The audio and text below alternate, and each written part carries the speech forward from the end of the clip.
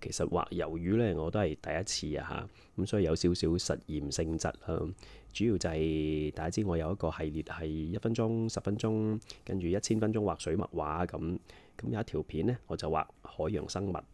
1分鐘畫個貝殼啦，10分鐘呢，就畫條魚嘅。但係原先其實呢，就唔係畫魚嘅，係畫一條魷魚。咁但係呢，因為最尾畫完條魷魚呢，太耐啊，畫到唔知成17、8分鐘咁樣嘅，咁所以就放唔到落去啦。咁啊，變咗就另外剪一條片出嚟，就同大家分享下啦。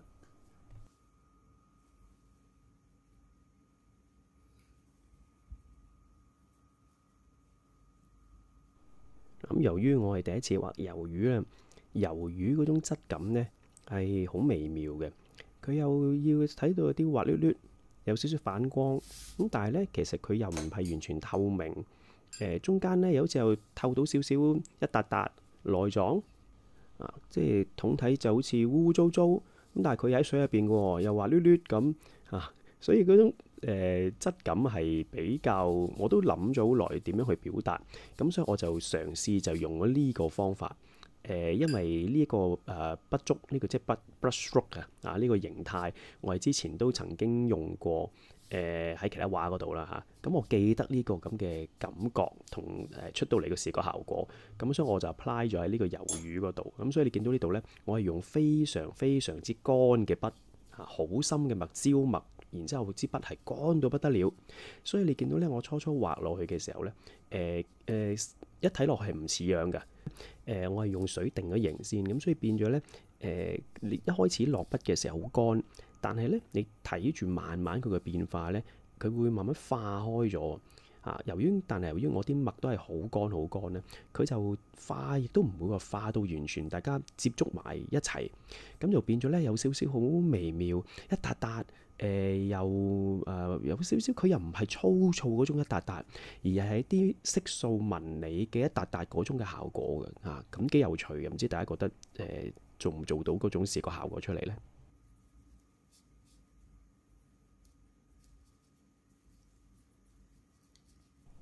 咁但係都係畫得比較概括嘅，因為我個目標初係都係諗住10分鐘內噶嘛，咁所以咧其實係用一個比較快啦概括啲嘅方法啦，就唔係好仔細嘅啫啊。咁所以一陣間你會睇到，譬如啲吸盤啊嗰啲咧，如果真係有我照正咁畫嘅話，我係會畫得再細緻一啲，再象真一啲啦。咁所以其實都都可以算係有少少寫意嘅，即係以我嚟講算係一條幾寫意嘅魷魚噶啦嚇。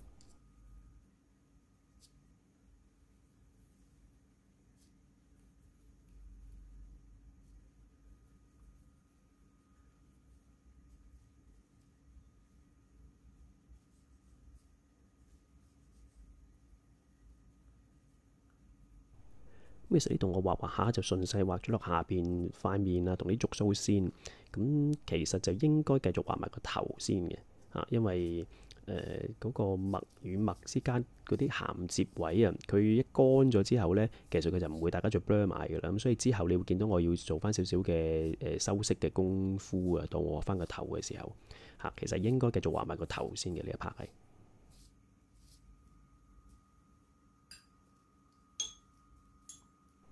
嗱，又係啦，焦墨同埋乾到不得了嘅筆，上下你可以對比到啦。我用同一個方法啦，咁下邊係新畫出嚟就係唔似嘅，即係嗰個質感係唔似嗰種想達到嗰種效果。但係你望翻上面已經係有少少時間化開個狀態呢，又即刻唔同咗嘅咯喎，咁所以係咯，即係俾少時間佢化開，墨喺水入邊化開呢，有多意想不到嘅效果嘅。呢度其實就想一筆過咁帶落嚟嘅，瀟灑啲咁就咁但係呢，點解會中間斷咗呢？其實就因為太貪心啦，即係嗰個塊面個頭嗰位跟住畫落個觸鬚呢，花得太多時間，做得太多部分啦，咁變咗呢，到我真係落墨嘅時候呢，佢已經乾乾地啦，特別下邊觸鬚嗰度呢，本身個水分唔係咁多以水定型嘅時候，所以佢啲水分已經乾乾地，咁變咗咪就拉唔到落去啦咁。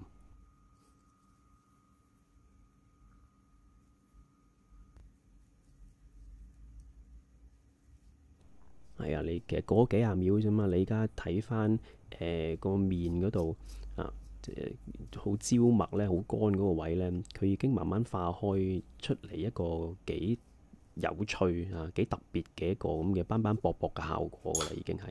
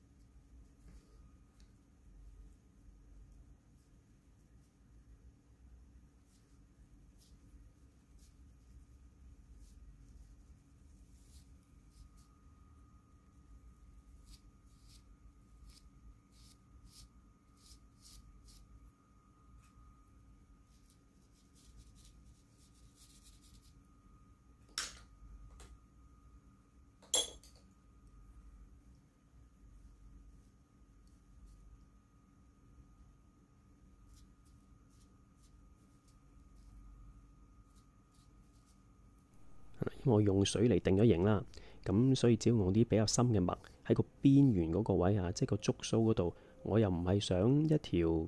框得好死、好呆板嘅輪廓線喎。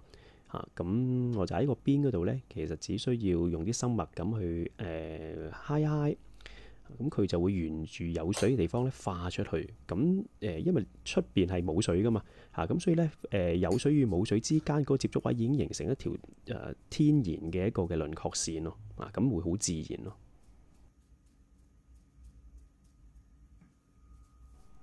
到啲吸盤嘅處理啦，又係諗咗好耐啊！因為參考圖片入邊嘅吸盤，當然係每一粒係好細緻一個圓盤咁有啲望落仲有啲彈性，有啲韌度咁嘅樣嘅。如果真係要表達得好，其實真係要逐粒逐粒畫啦，可以做到好立體啦咁。但係由於我初初係諗住10分鐘噶嘛，咁所以咧我就諗點樣去概括咁表達呢？咁我就用咗以下呢個方法啦。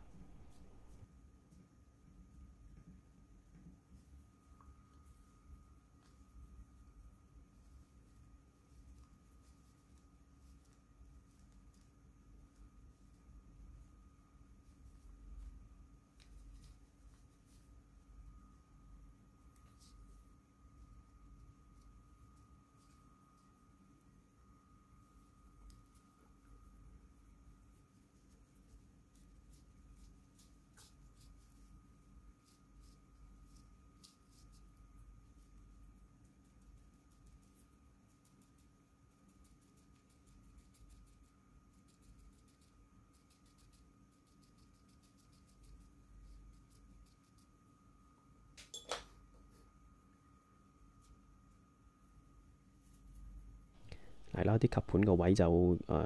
有啲虛啦即係若隱若現咁樣處理啦。咁但係去到嗰個觸鬚嗰個尖端嗰個位置呢，個末端嗰個位呢，就做翻深少少，咁先有力咯。如果唔係就係咯，即係帶唔出成條觸鬚嗰個嘅佢柔軟得嚟扭嚟扭去，但係佢有個勁度噶嘛咁最尾嗰個 tip 嗰個位係要比較硬朗啲先得。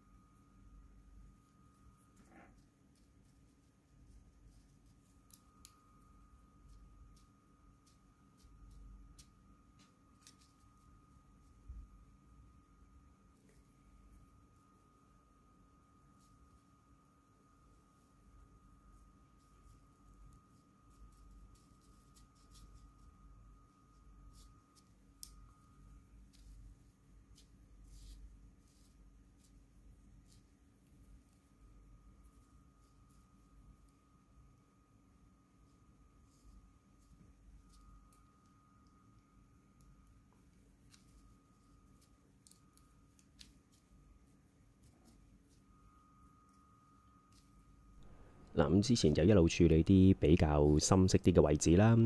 而家就係啲高光位啦，因為魷魚令立立反光嘅部分，其實就係要由啲高光位比較淺色嘅部分呢，先至能夠帶到個立體感出嚟咯。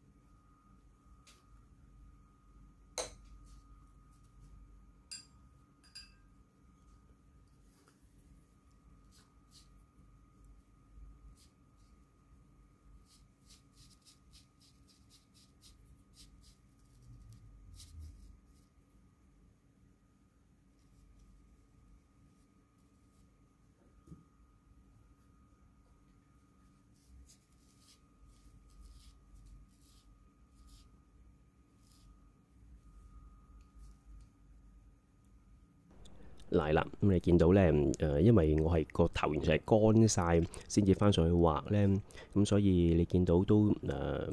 再處理啲淺色嘅位嘅時候呢，理想啲嘅就應該係會同深色嘅部分呢有少少大家會 blend 埋一齊啦，係需要融合埋一齊啦。咁但係而家已經乾晒啦，咁所以我唯有要自己再加啲斑駁嘅效果去將嗰個過渡做得比較自然一啲，唔好咁生硬咯。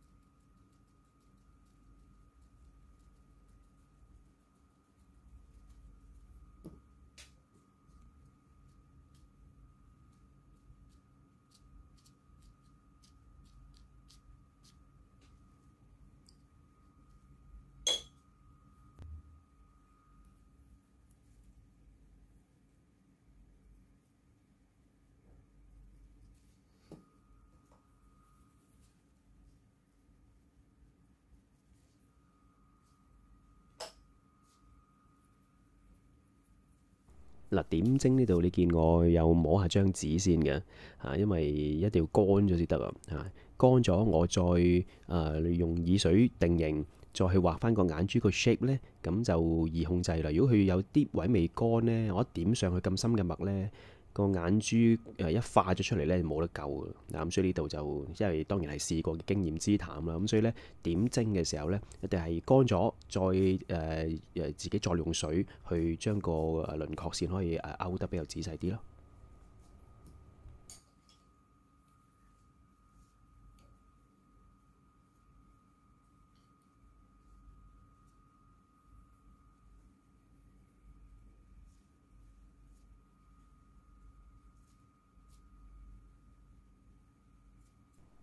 咁其實條魷魚最後係冇完成晒嘅，因為魷魚都應該唔止咁少隻腳嘅。不過就因為我都發覺啲時間都超晒時啦，咁所以我係冇繼續完成落去嘅。所以佢都係一條未被完成嘅魷魚啊！